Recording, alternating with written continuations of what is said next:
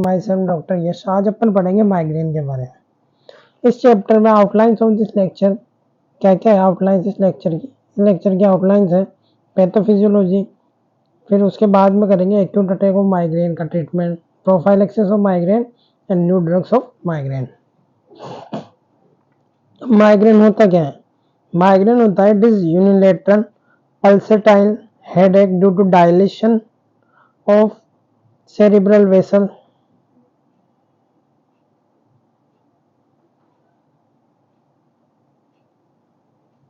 and inflammation of the neurons। कई बार कई लोगों को कहते हुए सुना होगा आपने, वो कहते हैं कि सर हमारा आधा सिर दुख रहा है, डॉक्टर साहब हमारा आधा सिर दिखता है ना। अब आधा सिर दुखने के कई सारे कारण हो सकते हैं, तो पहले अपन को उन सब कारणों को रूल आउट करना पड़ेगा, फिर अपन कह सकते हैं कि वो माइग्रेन है। मतलब आधा सिर दुखने के कई सारे कारण हो सकते हैं, जैसे पेशेंट को फीवर हो सकता है, या पेशेंट को ट्यूमर हो सकता है, या हाइपरटेंशन का वो पेशेंट हो सकता है, उसके ग्लूकोमा हो सकता है उस साइड का, और क्या हो सकता है उसके नंबर ऊपर नीचे हो सकते हैं चश्मा के, उस कारण भी उसका आधा सिर दुख सकता है। तो कई सारे रीजन हो सकते हैं आधा सिर दुखने के, पहले अपन को उन सब रीजंस को रूल आउट करना पड़ेगा, फिर अपन कहेंगे कि वो माइग्रेन है। तो माइग्रेन क्या हो गया? डायग्नोसिस ऑफ एक्सक्लूसिव हो गया, डायग्नोसिस ऑफ एक्सक्लूसिव हो गया माइग्रेन। क्या? Diagnosis of exclusive. क्यों? क्योंकि अपन ने पहले सब कुछ रूल आउट कर लिए यूनिलेटरल हेडेक के कारण, फिर अपन कह रहे हैं कि वो माइग्रेन है। मतलब कोई भी कारण पेशेंट डॉक्टर के पास आया, डॉक्टर ने सारी जांचें करवा ली, सीटी स्कैन करा लिया, एमआरआई करा लिया, ईईजी करा ली, ब्रेन की इलेक्ट्रिकल एक्टिविटी नोट करने के लिए सब कुछ करा लिया, लेकिन डॉक्टर को कोई कोज पता नहीं लग रहा है, इंटरनल कोज, जिससे पेशेंट का आधा सिर दुख रहा है, यूनिलेटरल हेडेक हो रहा है। फिर डॉक्टर कहेगा कि ये क्या है? माइग्रेन है। मतलब ये क्या है? Diagnosis of exclusive. मतलब अपन ने सारी चीजें डायग्नोस कर ली, उनमें से कुछ भी नहीं निकल रहा है इन सब कारणों में से, फिर अपन कह सकते हैं कि वो माइग्रेन है।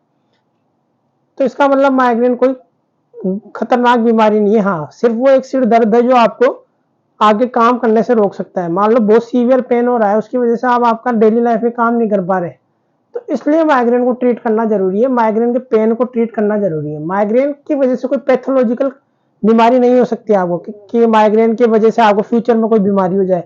ऐसा नहीं हो सकता कि माइग्रेन की वजह से आपको कोई फ्यूचर में बीमारी हो जाए। माइग्रेन सिर्फ एक नॉर्मल हेडेक है, उसकी सीवियरिटी ऊपर नीचे हो सकती है, किसी को माइल्ड होगा, किसी को मॉडरेट होगा, किसी को वेरी सीवियर होगा, तो उसके हिसाब से अलग अलग ट्रीटमेंट है उस पेन के। लेकिन हाँ, माइग्रेन की वजह से कोई आपको फ्यूचर में कोई बीमारी नहीं हो सकती, जैसे ट्यूमर, स्ट्रोक, कोई बीमारी नहीं हो सकती। माइग्रेन क्या है? डायग्नोसिस ऑफ एक्सक्लूसिव है। जब आपने सारी चीजों को रूल आउट कर दिया, फिर आप कहोगे कि पेशेंट का आधा सिर माइग्रेन की वजह से दुख रहा है। अब माइग्रेन के भी दो टाइप होते हैं। माइग्रेन के टाइप क्या होते हैं? Migraine with aura, migraine without aura. Migraine with aura का क्या मतलब है? पहले आपको समझना होगा माइग्रेन विद ऑरा को क्या कहते हैं। Classical migraine. अब ओरा क्या होता है? ओरा को समझते हैं। ओरा है प्री मॉनिटरी सिम्टम। पेशेंट को पहले ये सिम्टम आएंगे, फिर माइग्रेन का अटैक आएगा। जैसे पेशेंट बोलेगा कि मेरे को धूप में जाने से डर लग रहा है, मतलब उसको पहले ही पता लग जाएगा जैसे ही मैं धूप में जाऊंगा मेरा सिर दर्द स्टार्ट हो जाएगा, तो उसको क्या कहेंगे? फोटोफोबिया। मतलब उसको पहले ही पता है कि वो धूप में जाने वाला है, उसके धूप में जाने से डर लग रहा है उसको, कि वो अगर धूप में जाएगा तो उसका सिर दर्द स्टार्ट हो जाएगा, तो क्या हो गया? फोटोफोबिया। मतलब पेशेंट को पहले ही पता लग गया, धूप में जाने से डर लगने लग गया, सनलाइट में जाने से डर लगने लग गया। क्यों? क्योंकि उसको पहले ही पता है अगर वो जाएगा तो उसको माइग्रेन का अटैक आ जाएगा। और कई पेशेंट को क्या होता है? वोमिटिंग होती है माइग्रेन से पहले। माइग्रेन से पहले वोमिटिंग होगी और फिर माइग्रेन का अटैक आएगा, तो पेशेंट वोमिट करेगा, उसके बाद वो पेशेंट को खुद को पता लग जाएगा कि अब उसको माइग्रेन का अटैक आने वाला है। और कई लोगों को होता है फोनोफोबिया। फोनोफोबिया का मतलब क्या है? कई आदमियों को क्या होगा? चिड़चिड़ाहट होगी आवाज से, वो कहते हैं कि अभी इस आवाज की वजह से मेरा सिर दुखने वाला है बाद में। फोनोफोबिया, आवाज से डर लगने लग जाएगा उसको। तो प्री मॉनिटरी सिम्टम क्या है? ओरा का मतलब क्या है? ओरा का मतलब है प्री मॉनिटरी सिम्टम, मतलब अटैक से पहले पेशेंट को ये सिम्टम आएंगे, फिर उसके बाद माइग्रेन का अटैक आएगा। इसको कहते हैं ओरा। ओरा का मतलब क्या है? Pre monetary symptom. मतलब माइग्रेन का अटैक आने से पहले पेशेंट को ये सिम्टम आएंगे। वो सिम्टम कुछ भी हो सकते हैं, उनको फोटोफोबिया हो सकता है, वोमिटिंग हो सकती है, फोनोफोबिया हो सकता है, और क्या हो सकता है? पेशेंट को ऐसा लगेगा उनके पेट में से कुछ बाहर आ रहा है, ये भी ओरा का टाइप हो सकता है। उनको लगेगा उनके पेट में से कुछ बाहर आ रहा है, ये भी ओरा हो सकता है। ओरा के कई भी टाइप हो सकते हैं। पेशेंट को क्या लगेगा? एसिडिटी हो सकती है उससे पहले, तो कुछ भी हो सकता है। ओरा ओरा ये तो मैंने 3 बताया, इनके अलावा कई सारी चीजें हो सकती है ओरा में। प्री मॉनिटरी सिम्टम पेशेंट को पता रहता है उसका। और दूसरा क्या होता है? माइग्रेन विदाउट ओरा। मतलब पेशेंट को कोई ओरा नहीं आएगा, डायरेक्ट माइग्रेन का अटैक आएगा। ठीक है ना। ये तो हो गया माइग्रेन क्या होता है। अब आता है पैथोफिजियोलॉजी, माइग्रेन कैसे होता है, तो उसकी पैथोफिजियोलॉजी पढ़ना जरूरी है अपन को। तो उसकी पैथोफिजियोलॉजी देख लेते हैं। ये मैंने पहले ही बता दिया आपको, migraine is diagnosis of exclusive होता है। इसका मतलब क्या है, first rule of other causes of headache, other causes of unilateral headache, इसको ढंग से लिख लेना, यूनिलेटरल हेडेक। कुछ भी हो सकते हैं, बहुत सारे कारण हो सकते हैं यूनिलेटरल हेडेक के। ग्लूकोमा हो सकता है, ट्यूमर हो सकता है, टीबी हो सकती है, पेशेंट को ब्रेन की टीबी हो सकती है, बिनाइन इंट्राक्रैनियल हाइपरटेंशन या पेपिल एडिमा, ये सब कारण हो सकते हैं यूनिलेटरल हेडेक के। इनके अलावा भी बहुत सारे हो सकते हैं। तो डॉक्टर को पहले इन सबको रूल आउट करना पड़ेगा कि अलग अलग जांचें करवा के, सीटी स्कैन, एमआरआई, और क्या करा सकता है, ईईजी करा सकता है, सीएसएफ एनालिसिस करा सकता है पेशेंट का, अगर उसको फीवर है और उसके साथ में उसका क्या हो रहा है, सिर दर्द हो रहा है भयंकर, तो उसका क्या कर सकता है, सीएसएफ एनालिसिस। वो कैसे करेगा, लंबर पंक्चर करेगा, फिर उसका एनालिसिस करवाएगा कि उसमें कोई इन्फेक्शन तो नहीं है। समझ में आ रही है।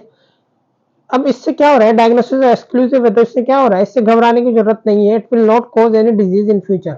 इससे घबराने की कोई जरूरत नहीं, क्योंकि आपने सब कुछ जांचें करवा ली, उसमें कोई कोर्स पता नहीं लग रहा आपको, फिर आप कह रहे हो कि पेशेंट को माइग्रेन है, तो इसका मतलब फ्यूचर में पेशेंट को कोई बीमारी नहीं करने वाला। अब पैथोफिजियोलॉजी ऑफ माइग्रेन क्या है, एक मॉलिक्यूल होता है, इसको बोलते हैं सीजीआरपी। ये क्या है, कैल्सिटोनिन जीन रिलेटेड पेप्टाइड।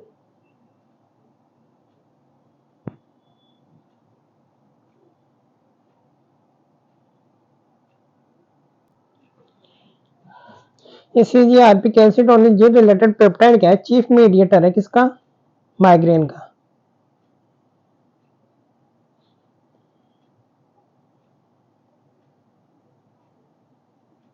अब ये माइग्रेन कैसे करता है, ये करेगा सबसे पहले वासोडाइलेशन करेगा किसका, सेरेब्रल वेसल्स का।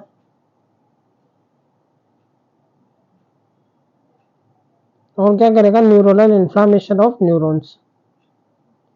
उसकी वजह से क्या होगा, पेशेंट को पेन होगा। ये पेन कैसे हो रहा है, मान लो ये पेशेंट का ब्रेन है, दो सेरेब्रल हेमिस्फीयर है, अब इसके अंदर ये ब्लड वेसल जा रही है, ये है ना, और ये न्यूरॉन जा रहा है। अब मान लो क्या हुआ, इन्फ्लामेशन हुआ, तो इसकी वजह से क्या होगा, ये जो जगह है इस पर जोर डालेगा क्या, अब ये चौड़ी हो गई है ब्लड वेसल्स, तो अब ये क्या करेगी, सेरिब्रल हेमिस्फीयर पर जोर लगाएगी। उसकी वजह से क्या होगा, पेशेंट को हेडेक होगा, यूनिलेटरल हेडेक। समझ में आ रही है ना। इन्फ्लामेशन की वजह से आसपास के जो सेरिब्रल हेमिस्फीयर का एरिया है वहां पे जोर लगेगा, उसकी वजह से पेशेंट को क्या होगा, पेन होगा। उसको क्या कहेगा पेशेंट कि सर डॉक्टर साहब मेरा आधा सिर दुख रहा है, उसको क्या कहेंगे, आधा सिर दुखना। हिंदी में लोग ऐसे ही कहते हैं कि मेरा आधा सिर दुख रहा है माइग्रेन को। वो पहले डायग्नोसिस करा के आते हैं डॉक्टर के पास जाके, वो सारी जांचें करा चुके होते हैं, उनके सिर दर्द होने के सारे कारण पता लगाने के लिए सारी जांचें करा लेते हैं वो, लेकिन उनका कोई कोर्स पता नहीं लग रहा कि वो सिर दर्द क्यों हो रहा है। फिर डॉक्टर उन्हें कहेगा सर आपको क्या है, माइग्रेन की बीमारी है। बीमारी नहीं है, आपको हेडेक हो रहा है, उसका कारण है माइग्रेन। उससे क्या हो रहा है, वासोडाइलेशन की वजह से आपको पेन हो रहा है। पेशेंट को कई बार क्या होता है, अक्यूट अटैक आते हैं माइग्रेन के। माइग्रेन के क्या होते हैं, अक्यूट अटैक ही तो होते हैं माइग्रेन के। पेशेंट आपके पास कैसे आएगा, डॉक्टर साहब मेरा सिर दुख रहा है, तो आपको क्या करना पड़ेगा, उन अक्यूट अटैक को ट्रीट करना पड़ेगा। अब आप ओपीडी में बैठे हो, आपके पास पेशेंट आ रहा है, डॉक्टर साहब मेरा सिर दर्द हो रहा है, आधा सिर दुख रहा है भयंकर, तो आप उसको क्या करेंगे, उस टाइम वो क्या है, अक्यूट अटैक है, उसको उसी टाइम ठीक करना पड़ेगा आपको पेशेंट को। अब अक्यूट अटैक और माइग्रेन को आपको उसी टाइम ट्रीट करना है जब पेशेंट आपके पास ओपीडी में आधा सिर दुख रहा है और उसकी कंप्लेंट लेके आ रहा है। पेशेंट को पता है कि उसको माइग्रेन है, क्योंकि उसने पहले किसी न्यूरो फिजिशियन या फैमिली फिजिशियन को दिखाया होगा, उसने बता दिया होगा सर आपको माइग्रेन के अटैक आते हैं। अब कोई कोर्स पता नहीं लग रहा है यूनिलेटरल हेडेक का, इसका मतलब आपको माइग्रेन के अटैक आते हैं। तो अब पेशेंट आ रहा है, उसको पता है माइग्रेन का अटैक, अब आपको आके कहेगा, तो आप वो ट्रीट कैसे करना है इस अक्यूट अटैक को, उसको करना है। अब मान लो माइल्ड टू मॉडरेट अटैक है, तो उसको आप क्या लिख सकते हो, पीसीएम या एनएसएड। पीसीएम या एनएसएड लिख सकते हो। एनएसएड जो बहुत फेमस बिकती है मार्केट में, वो क्या है, नेप्रोक्सोन प्लस डोमपेरिडोन। ये एनएसएड है और ये क्या है, एंटी एमेटिक ड्रग है। अब एनएसएड के इसके एमजी क्या होती है, तो 500 एमजी होगी या 250 एमजी होगी। अब मान लो तो माइल्ड टू मॉडरेट अटैक के लिए, अब आपके पास सीवियर अटैक के लिए आ रहा है पेशेंट, तो ड्रग ऑफ चॉइस क्या है उसके लिए, ड्रग ऑफ चॉइस है ट्रिप्टांस और अर्गोटामिन। ट्रिप्टांस क्या है, ड्रग ऑफ चॉइस, और अर्गोटामिन क्या अल्टरनेटिव है। अर्गोटामिन क्या है, अल्टरनेटिव, और ट्रिप्टान क्या है, ड्रग ऑफ चॉइस है। अब आपको समझना पड़ेगा ट्रिप्टान एक्ट कैसे करती है। मतलब ट्रिप्टान ड्रग ऑफ चॉइस है माइग्रेन की, अटैक की सीवियर में एक्यूट अटैक आ रहा है माइग्रेन को, उसकी ड्रग ऑफ चॉइस ट्रिप्टान है। वो काम कैसे करती है, ये मान लो ट्राइजेमिनल न्यूरॉन है, उसके अंदर क्या है, मैंने कौन सा चीफ मीडिएटर बताया था माइग्रेन का, CGRP, calcitonin gene related peptide. ये सीजीआरपी यहाँ से निकल रहा है ट्राइजेमिनल न्यूरॉन से, और यहाँ पर एक्ट कर रहा है ब्लड वेसल्स पे। ब्लड वेसल्स पे रिसेप्टर है, सीजीआरपी रिसेप्टर यहाँ पे एक्ट कर रहा है, और फिर क्या कर रहा है, वासोडाइलेशन कर रहा है ब्लड वेसल्स का, यानी सेरिब्रल ब्लड वेसल। उसकी वजह से इन्फ्लामेशन हो रहा है और दर्द हो रहा है पेशेंट को। न्यूरॉन पे क्या कर रहा है, न्यूरोनल इन्फ्लामेशन, यहाँ पे भी रिसेप्टर है इसके। अब अपन को क्या करना है, इस सीजीआरपी को निकलने से ही रोकना है। मतलब सीजीआरपी यहाँ पर कम आए और कम रिसेप्टर पे जाके अटैच हो, और कम वासोडाइलेशन और कम न्यूरोनल इन्फ्लामेशन हो, तो कम दर्द होगा। तब सीजीआरपी को रोकने के लिए क्या होता है, ट्राइजेमिनल न्यूरॉन है, इसके ऊपर क्या होता है, एक रिसेप्टर होता है 5HT1B1D रिसेप्टर। इनका काम क्या होता है, function brake on CGRP release. क्या होता है, function brake on CGRG release. CGRP के रिलीज पे ब्रेक लगाते हैं, मतलब ब्रेक लगाते हैं तो कम रिलीज करेंगे। अब अपन मान लो कोई ड्रग ऐसी दे बाहर से जो इनको स्टिमुलेट करेगी इसको, तो वो क्या लगाएगा, सीजीआरपी पे ब्रेक लगा देगा और सीजीआरपी कम निकलेगा तो कम वासोडाइलेशन और कम न्यूरोनल इन्फ्लामेशन होगा, और उससे कम पेन होगा। अब इस सीजीआरपी को ब्रेक लगाने के लिए इसको स्टिमुलेट करना जरूरी है। अब इसको स्टिमुलेट करने के लिए दो ड्रग्स हैं जिनका कॉमन मैकेनिज्म है, वो है ट्रिप्टान्स और अर्गोटामिन। समझ में आ रही है, ट्रिप्टान्स और अर्गोटामिन। लेकिन इनका ये क्या नुकसान भी है, इनका ट्रिप्टान्स और अर्गोटामिन का, ये सीएनएस के अंदर तो क्या कर रही है, वासोडाइलेशन को रोक रही है, तो क्या करेगी, वासोकंस्ट्रिक्शन करेगी। अगर वासोडाइलेशन नहीं होगा तो क्या होगा, वासोकंस्ट्रिक्शन होगा।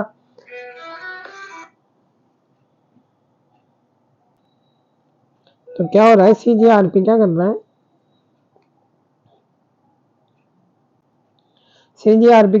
है, सीजीआरपी वासोडाइलेशन कर रहा था और न्यूरोनल इन्फ्लामेशन कर रहा था। तो अपन ने क्या किया, अर्गोटामिन और ट्रिप्टान दे दिया, तो उसने क्या किया, ब्लड वेसल्स पे एक्ट किया और ये वासोडाइलेशन करा रहा था, लेकिन उसकी वजह से क्या हुआ, ये वासोकंस्ट्रिक्शन करा देगा। क्यों, क्योंकि यहाँ तो सीजीआरपी का क्या काम है, एक तो क्या करा रहा है, ये सीजीआरपी क्या करा रहा है, एक तो रिलीज को कम कर रहा है, किसकी, सीजीआरपी की रिलीज को कम कर रहा है कौन, अर्गोटामिन और ट्रिप्टान। कैसे, 5HT1B1D रिसेप्टर को एक्टिवेट करके क्या कर रहा है, सीजीआरपी की रिलीज को कम कर रहा है। और साथ में ये एक और काम करता है, ये जो ब्लड वेसल्स पर रिसेप्टर है सीजीआरपी के, यहाँ पे जाके भी एक्ट करता है कौन, अर्गोटामिन और ट्रिप्टान, और वहां पे क्या करता है, वासोकंस्ट्रिक्शन और न्यूरोनल इन्फ्लामेशन को कम करता है। तो दो काम कर रहा है कौन, अर्गोटामिन और ट्रिप्टान। क्या कर रहा है, एक तो सीजीआरपी की रिलीज को कम कर रहा है, कैसे, 5HT1B1D रिसेप्टर पे एक्ट करके क्या कर रखा है, सीजीआरपी पे ब्रेक लगा रहा है, तो सीजीआरपी कम निकलेगा तो इन्फ्लामेशन और वासोडाइलेशन कम होगा। और साथ में एक और काम क्या करता है, वो ब्लड वेसल्स पे जाता है और वहां के रिसेप्टर पे एक्ट करता है, तो वहां पे क्या करता है, वासोकंस्ट्रिक्शन करता है और न्यूरोनल इन्फ्लामेशन को कम करता है। मतलब ब्लड वेसल्स में वासोकंस्ट्रिक्शन भी करेगा और न्यूरोनल इन्फ्लामेशन को कम भी करेगा कौन, अर्गोटामिन और ट्रिप्टान। सेरिब्रल ब्लड वेसल्स की रिसेप्टर पे जाके अटैच होकर अर्गोटामिन ट्रिप्टान क्या करेंगे, वासोकंस्ट्रिक्शन और न्यूरोनल इन्फ्लामेशन को कम करेंगे।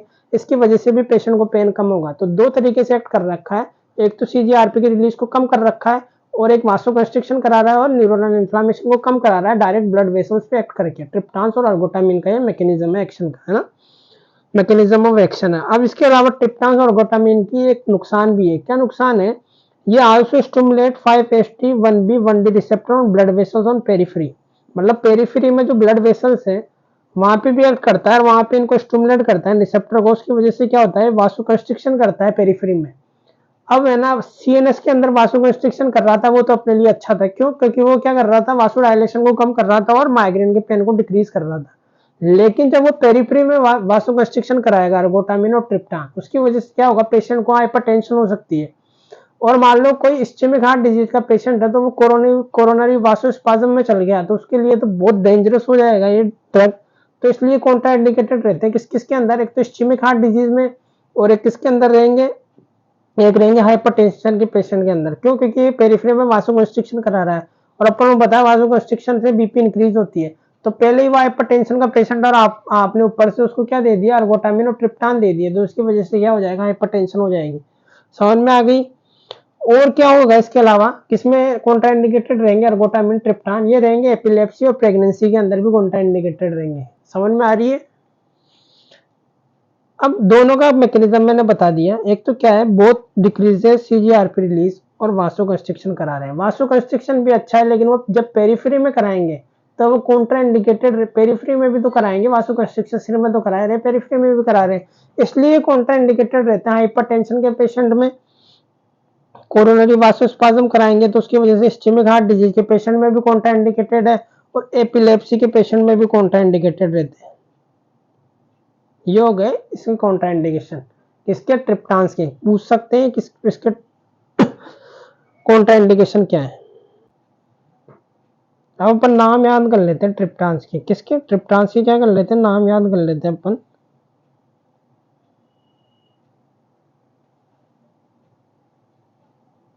ट्रिप्टान्स के नाम क्या क्या है?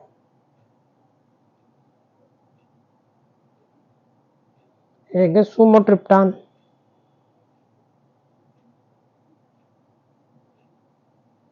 एक है नाराट्रिप्टान,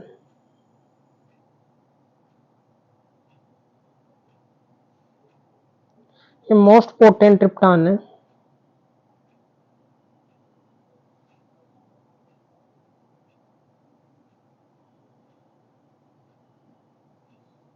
ये क्या ड्रग ऑफ चॉइस है एक्यूट अटैक के लिए। और ये क्या है शॉर्टेस्ट एक्टिंग होता है ये।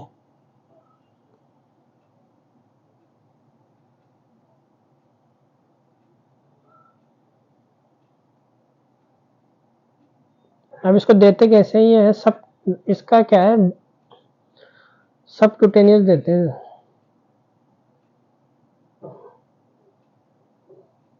समझ में आ रही है ना, तो कैसे देते हैं? सब क्यूटेनियस देते हैं, शॉर्टेस्ट एक्टिंग है, सुमाट्रिप्टान ड्रग ऑफ चॉइस है। समझ में आ रही है। इसके अलावा कि और कौन सी ड्रग होगी फ्रोवाट्रिप्टान, ये क्या है, लॉन्गेस्ट एक्टिंग ड्रग।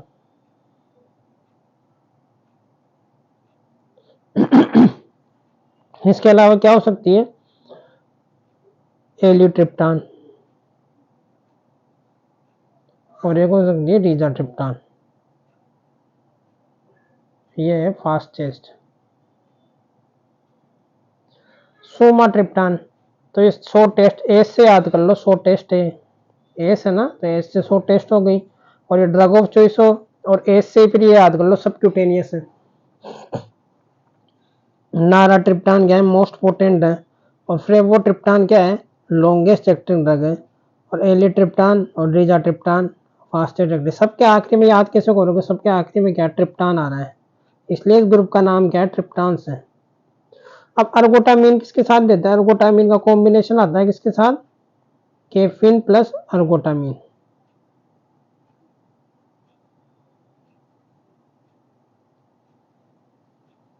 समझ में आ गई। ये तो हो गया एक्यूट अटैक और माइग्रेन को ट्रीट करने की।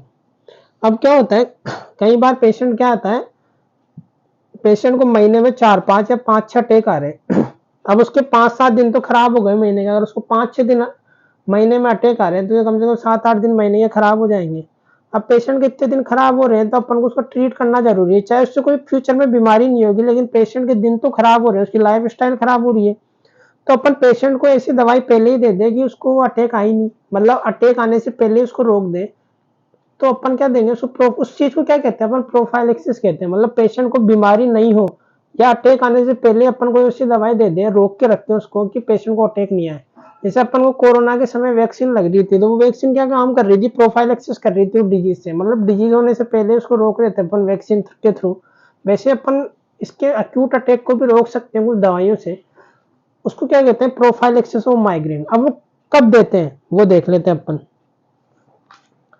अब प्रोफाइलेक्सिस ऑफ माइग्रेन में कब देते हैं अपन,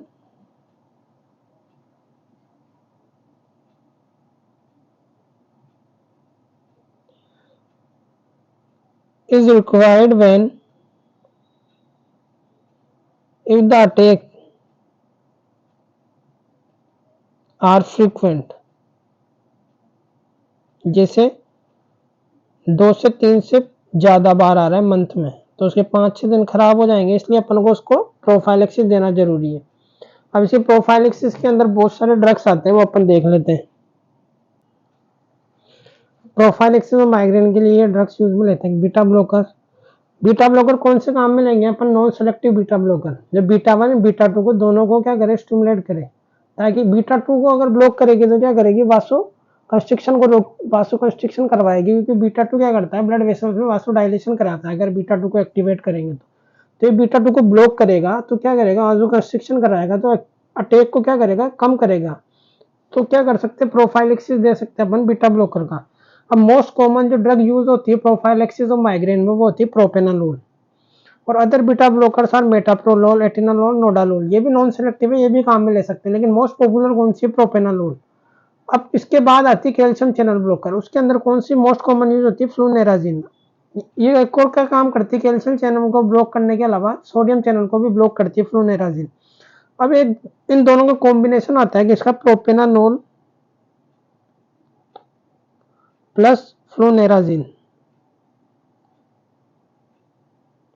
ये बहुत सारे डॉक्टर लिखते हैं प्रोफाइलैक्सिस और माइग्रेन को कंट्रोल करने के लिए, मतलब प्रोफाइलैक्सिस के लिए तौर पे काम में लेते हैं। इसको किस कॉम्बिनेशन को? प्रोपेनानोल और फ्लूनेराजिन के कॉम्बिनेशन को प्रोफाइलैक्सिस और माइग्रेन के लिए यूज लेते हैं कई सारे डॉक्टर, इन दोनों का कॉम्बिनेशन।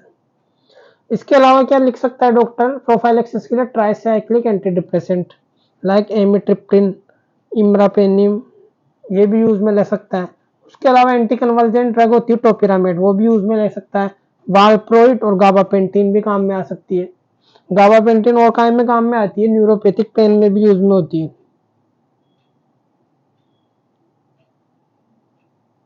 उसमें भी काम में आती है। इसका कॉम्बिनेशन आता है गाबापेंटिन का न्यूरोपैथिक पेन के लिए, gabapentin plus methylcobalamin. Vitamin B12 का कॉम्प्लेक्स होता है ये भी न्यूरोपैथिक पेन में काम में भी आता है। क्या? न्यूरोपैथिक पेन में गाबापेंटिन। और माइग्रेन के काम में भी आता है गाबापेंटिन। समझ में आ रही है? अब एक क्या होता है, पेशेंट को मान लो बहुत ज्यादा अटैक आ रहे हैं, महीने में 14 अटैक आ रहे हैं, उसको 14 दिन अटैक आ रहे हैं, 14 डेज अटैक।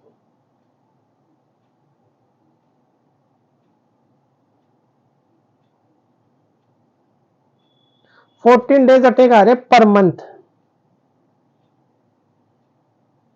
पहले तो 3-4 या 4-5 अटैक आ रहे थे, तो वो इन सबसे कंट्रोल हो रहे थे, ये इन सब ड्रगों से। अब इनसे भी कंट्रोल नहीं हो रहा है, उसको 14 दिन अटैक आ रहे हैं महीने में। तो अब उसके बाद एक ही चारा बचता है क्या डॉक्टर के पास? बोटुलिनम टॉक्सिन आता है, जिसके इंजेक्शन देते हैं अपन का सबक्यूटेनियसली। कहाँ पे देते हैं? हेड और नेक के एरिया में देते हैं, multiple injection. Given every 12 weeks multiple injection around neck and head. Neck और हेड में मल्टीपल इंजेक्शन देते हैं ताकि वो प्रोफाइलैक्सिस हो सके। कब देंगे? इतने सारे इंजेक्शन लगाएंगे तब दर्द होगा पेशेंट को, तभी देंगे जब बहुत सीवियर उसको अटैक आ रहे हैं, महीने में 14 दिन उसको अटैक आ रहे हैं। तो उसको रोकने के लिए अपन क्या दे सकते हैं? बोटुलिनम टॉक्सिन का इंजेक्शन दे सकते हैं। अब इसके अलावा न्यूअर ड्रग कौन सी आ रही है माइग्रेन के अंदर? अब ये न्यूअर ड्रग्स है जो माइग्रेन में यूज हो रही है। कौन कौन सी न्यूअर ड्रग्स है? Monoclonal antibodies against CGRP receptor. अभी मैंने बताया था मेन कल्प्रेट क्या है इसका माइग्रेन का? CGRP मॉलिक्यूल, जो क्या करा रहा है? न्यूरोनल इन्फ्लामेशन और वासोडाइलेशन। अब मान लो अपन CGRP जिस रिसेप्टर पे एक्ट करके वासोडाइलेशन और न्यूरोनल इन्फ्लामेशन करा रहा है, उस रिसेप्टर पे जाके मोनोक्लोनल एंटीबॉडी बाइंड कर जाए और CGRP एक्ट ही नहीं कर पाएगा रिसेप्टर पे जाके, ना तो वासोडाइलेशन होगा ना न्यूरोनल इन्फ्लामेशन होगा। तो उसकी वजह से क्या होगा?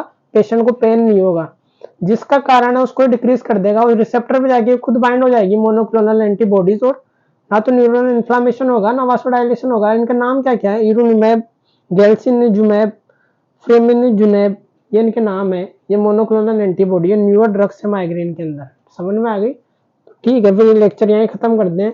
Please subscribe this channel.